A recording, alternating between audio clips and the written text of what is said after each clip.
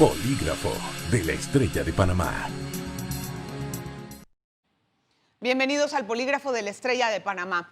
En esta ocasión vamos a tratar de conversar cuál es la situación de la pandemia, cuándo se van a abrir los siguientes bloques económicos y cómo se van a contener los contagios inminentes que van a producirse a raíz de la apertura económica.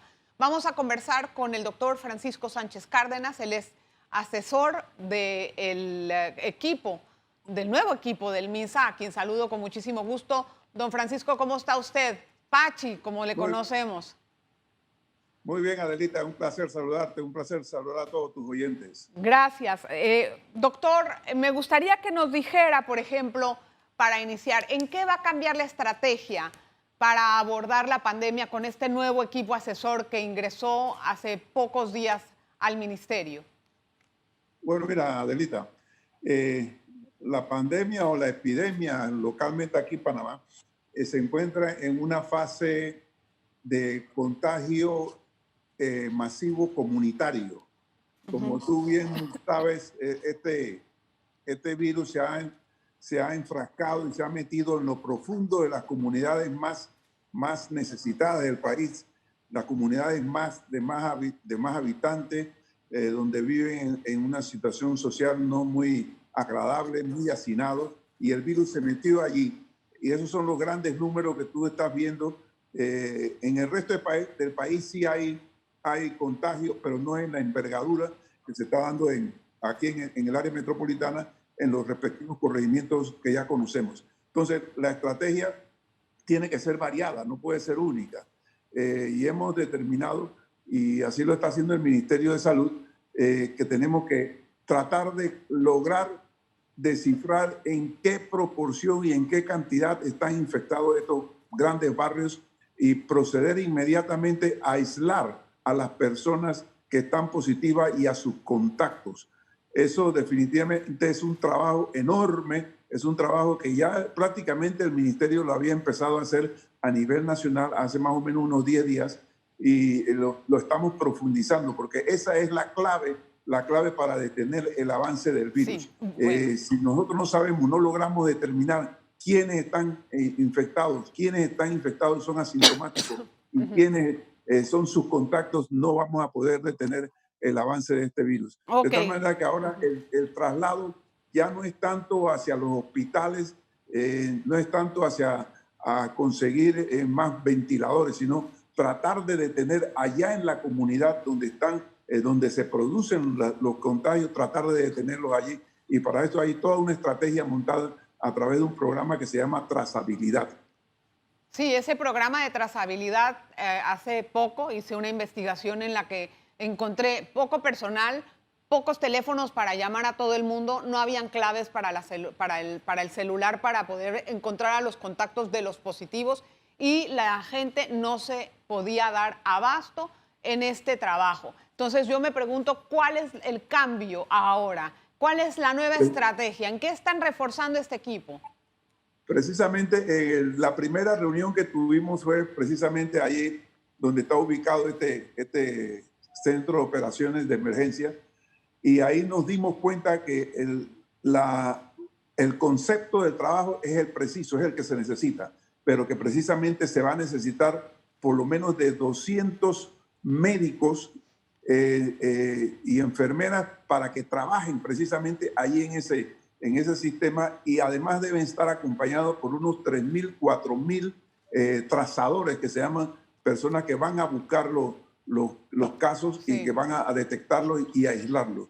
Eso tiene que ir acompañado de otra cosa también que se está haciendo, que es conseguir la mayor cantidad de camas dentro y fuera de los hospitales para poder atender la gran avalancha de casos que se nos vienen encima, y también, lógicamente, conseguir la mayor cantidad de camas en cuidados intensivos. Todas estas cosas están trabajándose al unísono, definitivamente, que no es algo que se puede montar de la noche a la mañana, pero sí se está trabajando. Yo te puedo decir que ya en Figalis, en el centro de convenciones llamado antiguamente Figalis, se están construyendo ya unas 250 camas para empezar a hacer ese trabajo. Y después vendrán otros centros como el centro de Amador, que va a tener, si no mal no recuerdo, unas 500 camas se están haciendo trabajos con los centros de los hospitales privados para que coadyuven, se van a conseguir más hoteles, se van a conseguir otro palacio de convenciones. O sea, a ver. Plapa también se puede conseguir. De tal manera, ¿por qué, Adelita? ¿Por qué camas? Si te estoy hablando que el trabajo es en la comunidad.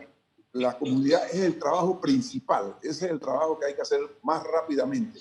Pero también tenemos que prepararnos para recibir a los pacientes que ya están contagiados y que van a hacer casos, ya sean casos menores, casos moderados o casos graves. También tenemos que prepararnos para eso y por eso estas cosas van las dos al mismo tiempo. A ver, espéreme un momentito, doctor, porque me está hablando de aproximadamente 1000 camas más.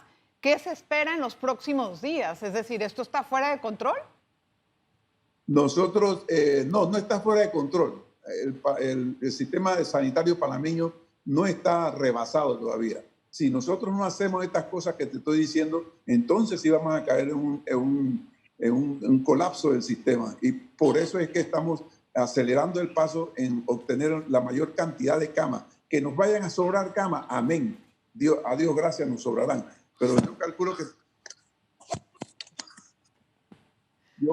que vamos a necesitar aproximadamente unas 3.000 a 4.000 camas extras para poder atender a las personas. Sí. El colapso del sistema sanitario tiene un problema y es que cuando ya la gente no tiene dónde atenderse, claro, ahí sí ya se acaba todo. Sí, entonces, pero, tenemos entonces que buscar la manera de tener todas esas camas. Ok, a ver, antes de ir a un cambio, dígame en números aproximadamente. Yo sé que es difícil poder dar una proyección, pero usted se ha atrevido a hacer eso antes. ¿Cuántas personas más se esperan positivas de aquí a 10 días o a 2 semanas? Mira, el cálculo que yo hice, y te advierto que yo no soy epidemiólogo ni soy estadístico. Sí. Yo la estadística que sé fue la que me enseñaron en la facultad hace muchos años.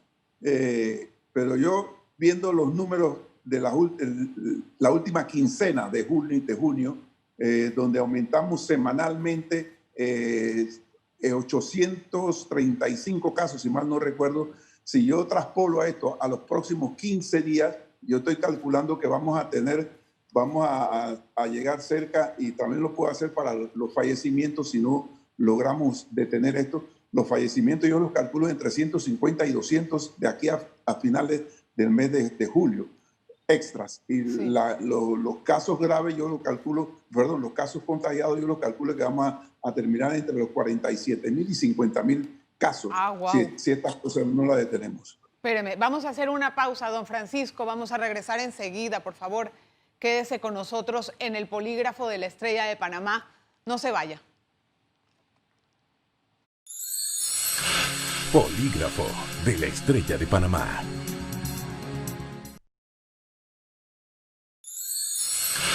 Polígrafo de la Estrella de Panamá. Gracias por continuar en sintonía del polígrafo de la Estrella de Panamá. Seguimos conversando con el doctor Francisco Sánchez Cárdenas. Doctor, hay algunas preguntas que me surgen. Si es así que esto va a ocurrir, en que podríamos llegar a los 50.000 casos positivos acumulados. Entonces, ¿en qué va a quedar la cuarentena y la reapertura de bloques? Mira, ese es un tema de carácter y de discusión mundial. Como médico yo tengo que pensar en primera instancia en preservar la mayor cantidad de vidas que se pueda. Para hacer eso se necesita detener el avance del virus y se necesita tener los instrumentos necesarios para atender a las personas. Pero yo como médico también sé que una condición social y económica paupérrima como la que está dejando la pandemia a nivel mundial también es causa de muchas enfermedades, de muchas consecuencias que afectan a la salud. Entonces tenemos que buscar el equilibrio necesario para ir abriendo los sectores o bloques o regiones que se puedan ir abriendo con un trabajo preapertura muy exhaustivo. ¿En qué consiste ese trabajo? Por ejemplo, hay corregimientos, hay provincias, hay distritos, hay regiones que tienen muy pocos casos. Sí. Pero en el momento en que tú los abras, abra alegremente los sectores, como nos sucedió, por ejemplo, con el bloque 1 y el bloque 2, que parte de lo que estamos viviendo ahora es producto de haber abierto de la forma en que se abrieron esos bloques. Si nosotros abrimos esos lugares que tienen ahora pocos casos de una forma alegre, a los 15 días vamos a tener esos mismos lugares llenos de contagio. Entonces, lo que se tiene que hacer es precisamente hacer un screening, un mapeo, un examen exhaustivo de la región que vas a abrir para ver cómo en realidad está el contagio en esa zona. Y eso además tiene que ir acompañado de una preparación para tener las camas y todos los recursos necesarios por si acaso nos aparece un rebrote.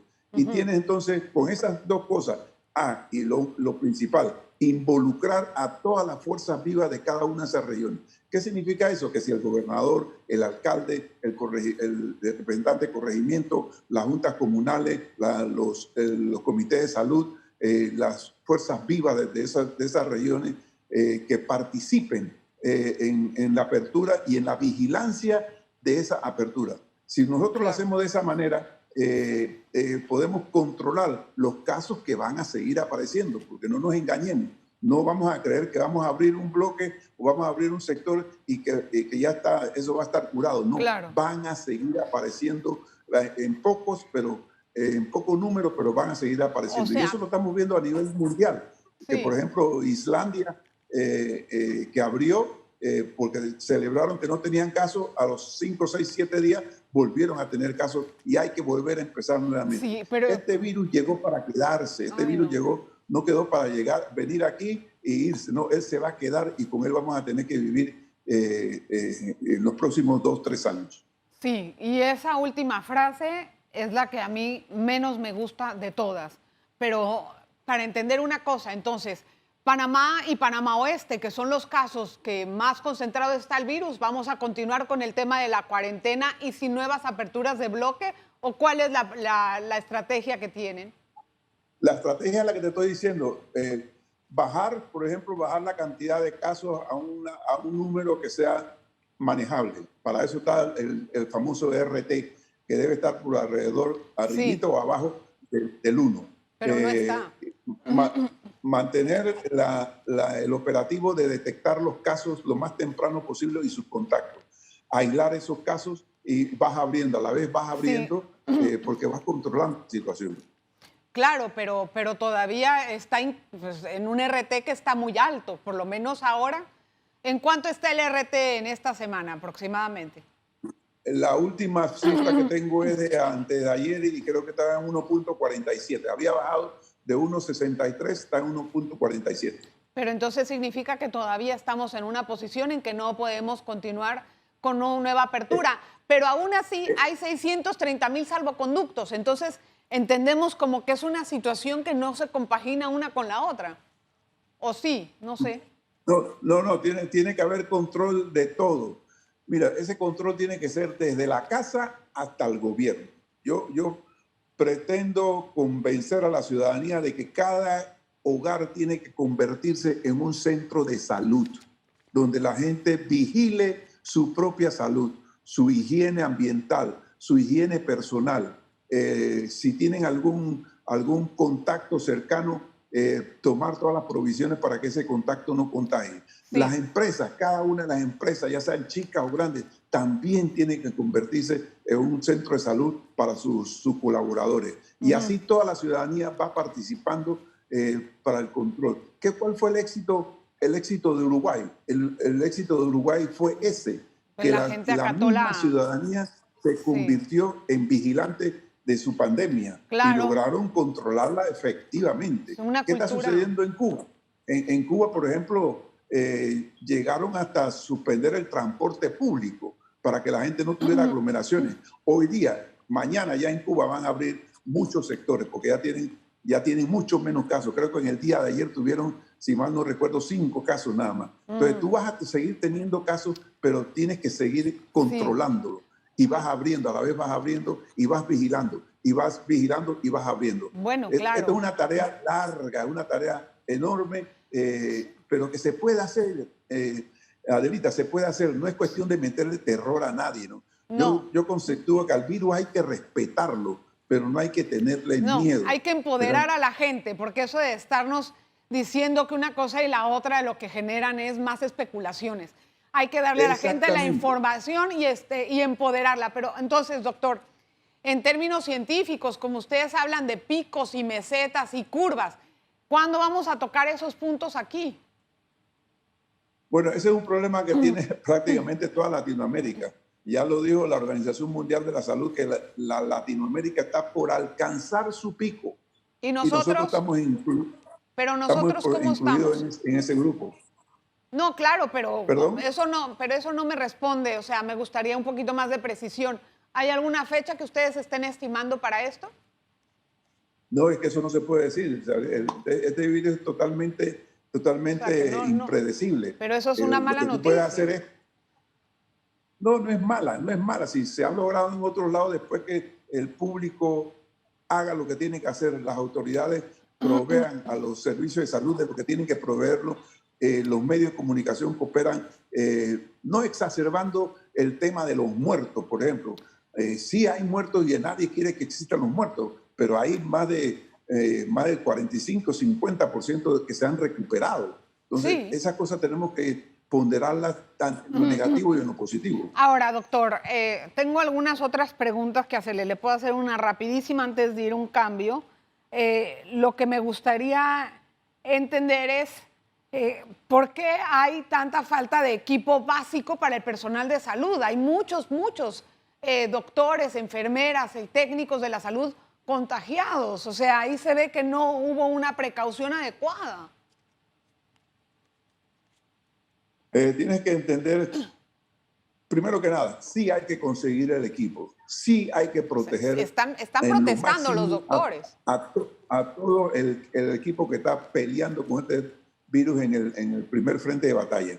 Policías, bomberos, SINAPRO, médicos, enfermeras, a todo ese personal hay que tenerle su equipo. Eso es fundamental.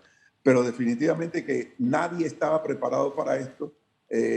Y la rebatiña que se ha formado en el mundo por todos estos equipos ha sido enorme. Y lógico, nosotros somos un país que si los Estados Unidos o un país grande va a comprar 50 millones de dólares en equipo y nosotros vamos a comprar 600 mil dólares, va a ser difícil que nos vendan 600 mil dólares. Entonces tenemos ese problema, pero yo creo que ya se están con la mesa de compra que estableció el presidente de la República, se van a agilizar las compras y a pelear en el mundo comercial a que nos vendan, que nos provean. Voy a hacer una pausa, doctor Francisco. Regresamos enseguida con más del polígrafo de la Estrella de Panamá. Por favor, no se vaya. Polígrafo de la Estrella de Panamá. Polígrafo de la Estrella de Panamá. Gracias por continuar en sintonía. Algunas otras preguntas que quedan pendientes para el doctor Francisco Sánchez Cárdenas, que es asesor técnico del MINSA. Doctor, a ver, si bien es cierto que somos un país pequeño y no tenemos tampoco una fuerza en las compras, los médicos se están infectando. ¿Para cuándo van a poder tener este equipo? ¿Para cuándo van a poder abastecer a la comunidad médica? Bueno, yo creo que eso va a ser muy pronto, porque esas son las primeras compras que se están realizando en forma urgente de parte del Ministerio de Salud, y la Caja también está haciendo unas compras inmensas en ese sentido. Otra cosa, ¿cómo vamos a garantizarle a la ciudadanía de que estas compras no van a estar plagadas de corrupción como fueron las críticas severas en pasados meses? Yo creo que ese peligro siempre existe, Isabelita, desgraciadamente, y así como la pandemia ha sacado lo mejor de muchos seres humanos, también ha sacado lo peor de otros. Y creo que favorablemente hoy día todo está en la red, todo se puede averiguar, todo se puede investigar. Y yo creo que ustedes, los medios y la misma ciudadanía van a jugar un papel fundamental en la vigilancia que se tiene que hacer de esto. Prometerte que no va a haber corrupción, eso sí no me atrevo. A donde yo la capte, yo la denunciaría. pero esto es tan inmenso y es tan grande que uno no puede garantizarle a nadie que eso no vaya a ocurrir, sino que todos nos convirtamos en policías vigilantes. Pero ¿sabe qué pasa? Que esas cosas en medio de una pandemia es como darle una cachetada al pueblo. O sea, de por sí ni siquiera hay dinero para darle a la gente con el bono solidario. Y más entonces, ahora tengo que estar yo de polizonte de las compras que hace el gobierno. ¿Por qué el gobierno no pone de su parte y nos dice, sí, voy a poner una persona ética al tanto de esto, una persona que tiene una trayectoria notable, que esté al tanto de eso? ¿Por qué no se hace eso? Yo creo que es la idea de haber reunido en una sola mesa a todo lo que se refiere a compra, con cuatro instituciones fundamentales que son las que tienen que revisar y constatar que todo esté en orden. La Contraloría, el Ministerio de Economía y Finanzas, el Ministerio de Salud y el otro ministerio creo que es el Ministerio del MISI. Ellos son los que tienen que coordinar y vigilar por parte del gobierno que todo esté en orden. Pero tú sabes cómo son las cosas, Isabelita, que muchas veces, por muy controles que tengas, se te escapa la liebre y eso es lo que todos tenemos que convertirnos en vigilantes. Eso es una lástima. Estados Unidos acaba de hacer una compra inmensa de Remdesivir. Nosotros usamos ese tratamiento para el COVID y si es así, si tenemos suficiente o no. Detalle no te lo puedo dar, pero sí tenemos Remdesivir. Pero te quiero aclararlo un poquito. El Remdesivir no cura. No, pero se trata. Lo único que hace es mejorar el pronóstico. El pronóstico. También es un tratamiento caro, muy caro. 5 días cuestan casi $3,000. Sí. Y creo que tenemos que evaluar bien la utilización de ese producto aquí en Panamá. O sea, que no estamos usando eso del todo, ¿o sí? No, creo que del todo no se está usando. Hay un 34% de positividad en cuanto se hacen las pruebas y ese es otro tema también importante. Entonces, cuando empezó la pandemia, me acuerdo perfectamente que iba en 10% y ha ido en aumento, pues, de una forma vertiginosa en estos últimos meses. La pregunta es, ¿qué porcentaje de la población estima usted que se va a infectar del virus? Adelita, yo creo que si te das cuenta, cuando se hacían las pruebas, que hacían 400, 500 pruebas, entonces teníamos un porcentaje de contagiosidad en esa muestra de un 12, 15 y hasta 17%. Pero una vez que empezamos a emplear las pruebas verdaderamente masivas, que fue por lo cual yo abogué desde el inicio que teníamos que empezar con mínimo 4,000 pruebas. Una vez que empezamos a hacer más de 1,500, 2,000 pruebas, entonces empezamos a ver la realidad contagiosa que existe en el país. Nosotros, si tenemos hoy día un promedio de 32% de contagiosidad en las pruebas diarias, tú puedes calcular fácilmente que tiene cerca de 150, 200,000 personas contaminadas en el país. Y esas son las personas que hay que buscar. Esos son los que están asintomáticos, que andan sin síntomas por ahí, contagiando al resto. Entonces, eso es lo bueno de hacer bastantes pruebas. Y nosotros queremos llegar a realizar entre 4,000 y 5,000 pruebas diarias. O sea que, a ver si entendí bien, no sé, hay entre 150,000 personas que pueden estar positivas en el país en este momento. Puede ser. Puede ser. ¿Y por qué no se están haciendo las 4,000 pruebas entonces? Porque acuérdate que no había suficientes pruebas, ya estamos ahora sí recibiendo mucho más pruebas. Ya prácticamente muy pronto vamos a estar por encima de las 3,000 pruebas diarias y a medida que van llegando las pruebas, tanto de PCR como serológica, se va a ir incrementando un número y van a salir más casos. Por eso es que saldrán más casos y no nos asustemos por eso, porque mientras más casos salgan, los podamos aislar sus contactos, evitar que caigan en gravedad, entonces sí vamos a ir solucionando el problema. Pero si hay 150,000 personas contagiadas, por ejemplo, necesita un ejército de personas de salud para poder hacer esa labor. Y esos 200 médicos que están contratando, no veo que sean suficientes.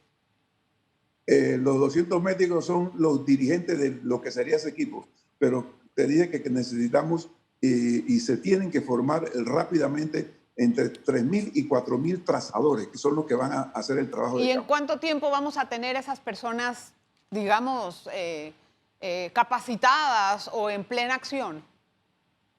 Yo espero que tengamos esas personas ahorita en máximo 10 días.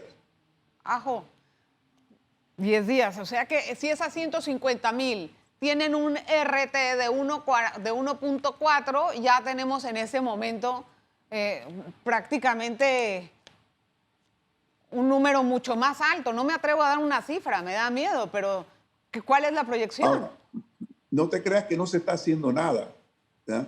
Se está haciendo bastante con un equipo a nivel nacional que se ha formado, que va desde el gobernador de cada provincia hasta el representante de corregimiento, las juntas comunales, los comités de salud. Ya ese trabajo se está haciendo. Por eso es que, y se está haciendo mucho mejor en el interior de la República, y tú ves que el control en el interior de la República es mucho mejor que acá en el área metropolitana. Claro. Entonces nos falta hacerlo con quizás el doble o el triple de lo que se está haciendo ahora mismo. Pero se va a hacer. Esos 150,000 es la predicción que había dicho el International College of London. Más o menos, exactamente. Sí. O sea que sí se cumplió esa predicción, aún con las cuarentenas. Porque ese era el peor escenario de ellos. Es que la cuarentena no era para evitar el avance, específicamente para evitar el avance del virus. La cuarentena tenía el propósito de disminuir el avance del virus, pero principalmente preparar al país, preparar el sistema sanitario, preparar a la comunidad con docencia de cómo evitar el contagio. Sí. Y que después, lógicamente, íbamos a tener que soltar a la gente de la cuarentena e iban a empezar a llegar los casos. Pero ya el país estaba preparado, ya el sistema sanitario estaba preparado, pero lo que pasó fue que la apertura del bloque 1 y el bloque 2 se aumentó. Claro. Una última cosa para terminar entonces. Estas nuevas camas que se están abriendo, ¿quién las va a atender? ¿Qué personal de salud? Pues, se están contratando cada día más médicos, más enfermeras y más personal. Pero si no hay. Sí, hay bastantes personas que no están trabajando. Y yo conceptúo que si esto sigue así, vamos a tener que llegar hasta tratar de traer médicos de afuera. Pues ya estoy viéndolo. Para atenderlo, ya sea de Uruguay, que lo manejaron muy bien, ya sea de España, que tuvieron una gran experiencia, ya sea de Cuba, que también han tenido una buena experiencia, pero traer gente sí es necesario. Doctor, gracias por todo, de verdad, muchísimas gracias por su tiempo y gracias por estar siempre dispuesto a hablar con la comunidad. Espero que podamos contener esto, le agradezco infinitamente su tiempo. Gracias a ti, Isabelita, y gracias a todos los compañeros ahí en el estudio. Gracias. Bueno, gracias por estar en el Polígrafo de la Estrella de Panamá, nos vemos la próxima. Polígrafo de la Estrella de Panamá. ECO te invita a revivir este contenido entrando al canal 1 de VOD de Cableonda.